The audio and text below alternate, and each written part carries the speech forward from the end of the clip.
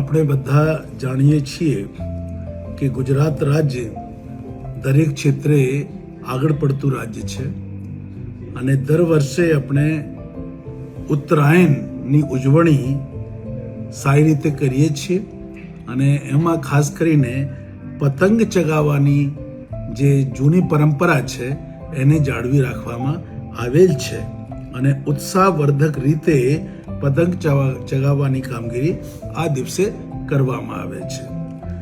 સદનસીબે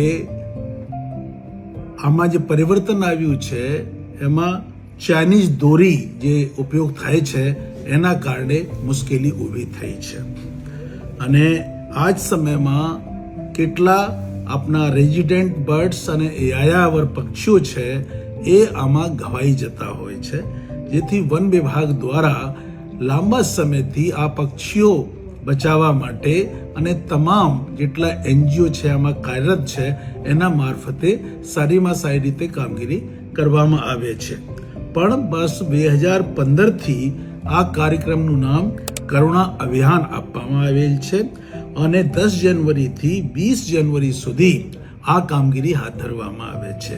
તો આ વર્ષે પણ આ 10 જાન્યુઆરીથી કરુણા અભિયાન શરૂ થનાર છે. તો આપણા જેટલા શ્રોતા મિત્રો, પ્રેક્ષક મિત્રો છે એની મારી લાગણી અને અપીલ છે કે આપણા વિસ્તારમાં આ જે પતંગ ચગાવો છો આમાં પક્ષીઓને નુકસાન ન થાય એની કાળજી લેવાની છે.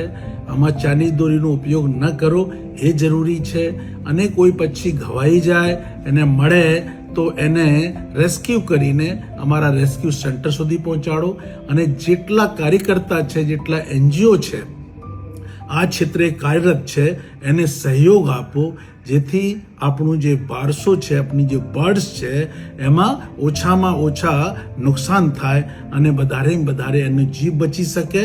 તો આપણી જો બર્ડ્સ ડાયવર્સિટી છે એને આપણે કન્ઝર્વ કરી શકીએ છીએ. આ ક્ષેત્રે આપણે કંઈ પણ કોઈ ઘવાયેલ પક્ષીઓ મળે તો વન વિભાગના જો ટોલ ફ્રી નંબર છે 1926 ઉપર તમે કોલ કરી શકો છો. તો આ તબક્કે હું બધાને હેપી ઉત્તરાયણ પાઠવું છું. જય જય ગરવી ગુજરાત.